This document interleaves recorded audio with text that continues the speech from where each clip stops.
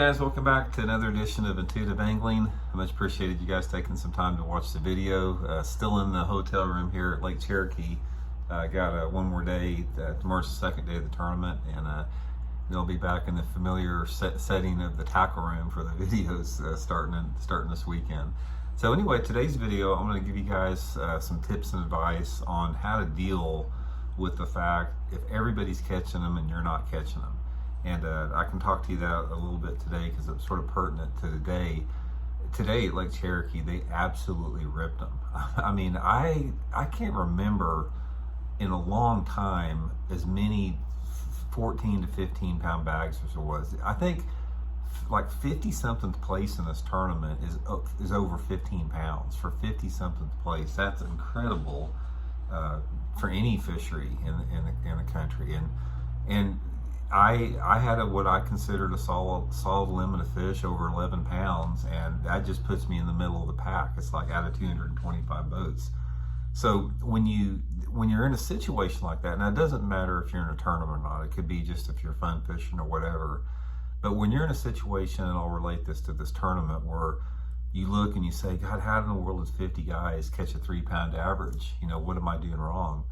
Or if you're fishing just on the weekend and you hear your buddies talking about the big fish they're catching and you just can't get anything figured out, you know, how do you deal with that? What do you need to do? So anyway, the first thing, there's a couple tips I want to give you on this, because a lot of it is, there's a combination, some of it's mental and some of it's technique. First of all, one of the things that you need to tell yourself and you have to understand is there's a fine line between having a poor or average or mediocre day in the water and having an outstanding day in the water. A lot of it can be just one bite, 1 or 2 bites all day long. It can be the difference of pulling up on a point at the right time, or you may be 10 minutes too early or 10 minutes late. There's a lot of variables that determine your day on the water, how successful it is. So you sort of have to give you have to give yourself a little bit of a break right off the bat to let yourself know that there's just some uncontrolled variables that you know, make a big difference. Just like today, I had 6 bites all day long, and the biggest fish I had on, I lost. It's like this fish hit super shallow, the biggest one I lost, and it's like when I set the hook on it, I pulled it about 5 feet and I was fighting it to the boat, and it just came off underneath the water. Now, was that because the angle that the fish hit that bait? Did it nip it just wrong? I mean, there's a lot of different factors, but if I would have got that fish in the boat, it would have been a different story for today. So a lot of that is stuff that's just out of your control. Now, the things that you can control, when you know that everybody's ripping them and you're not catching them, is you've got 2 decisions that you have to make. You have to either make a technique change or you have to make an area change. And sometimes you have to do both, depending upon the conditions. Let's say, for example, I'll go back to my day today on the lake, and I'll sort of tell you what I'm thinking. Maybe you can relate to it. Today I was fishing a crankbait quite a bit, and I'd caught a couple, you know, really nice fish in practice on it, and I stayed with the crankbait all day long, you know, pretty much all day long, because I felt like I'd catch some good ones on it. Obviously, that's the bait that the big fish did not want. I saw some people today throwing a spinnerbait, and I hadn't been fishing a spinnerbait, and here's something that sort of clicked for me. It's like that big fish that I lost today, there was a rock that was barely under the water I could see, and normally when I'd cast up there, that's where my bait would land, and I was not expecting to get any bites until my bait got out like in, you know, 8 or 10 foot of water.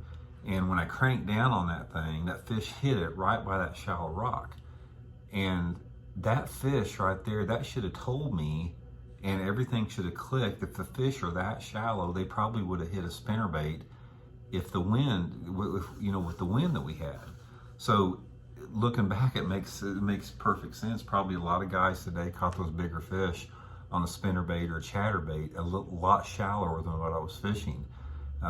That's one of the things that you have to do. It's like, you know, like tomorrow, I'm going to make that change. I'm maybe not throw a spinnerbait and a chatterbait, but I'm going to move shallower, because the fish that I was catching in that 6 to 10 foot zone were 2.5 pounders, and maybe those bigger fish, those bigger females, were starting to move up. You know, it's April now. You know, it's even though the water is still in the low to mid 50s, it's April, and the daylight hours are longer, and those fish want to get shallow.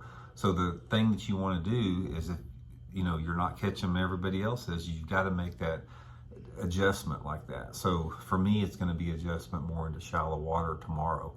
Second with that is the area, you know, we're talking about. If you're, today I fished quite a bit on sort of the lower end of the lake. Water was pretty clear down there.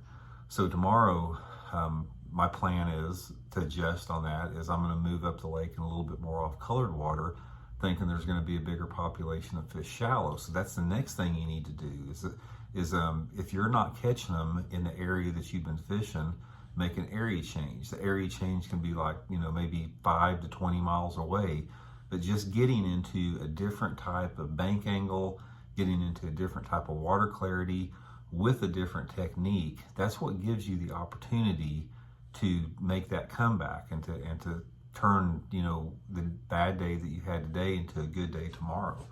The fish are always biting somewhere, guys. They're absolutely always biting, and you always have to be on the lookout, and you have to be hunting for them all the time.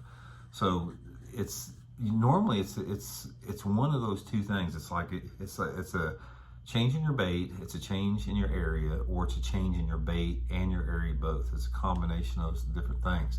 But here's another thing that you can sort of clue in from a tournament. If there was that many 15-pound bags caught today, you know, 50-some 15-pound bags, that means the fish were active and biting. That many guys did not catch 14 pounds, maybe right around the 100th place.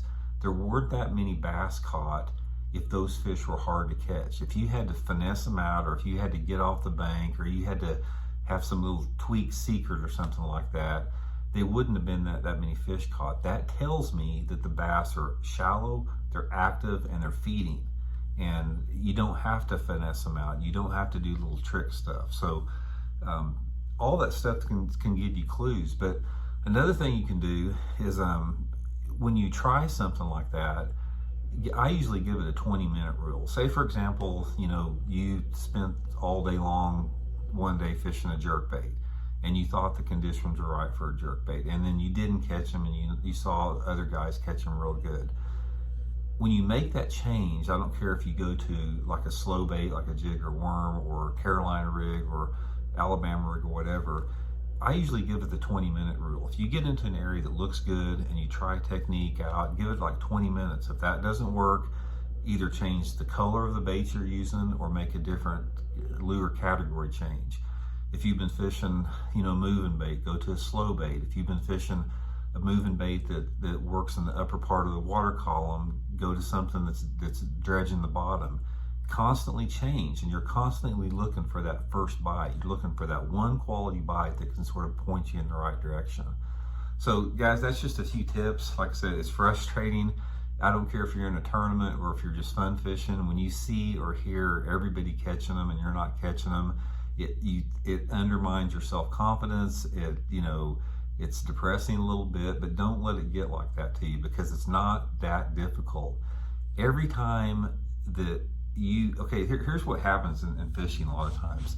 So if you're not catching them and somebody else catches them, you immediately say, God, this guy is a genius. He's figured out something that's working, and I just have no clue what it is.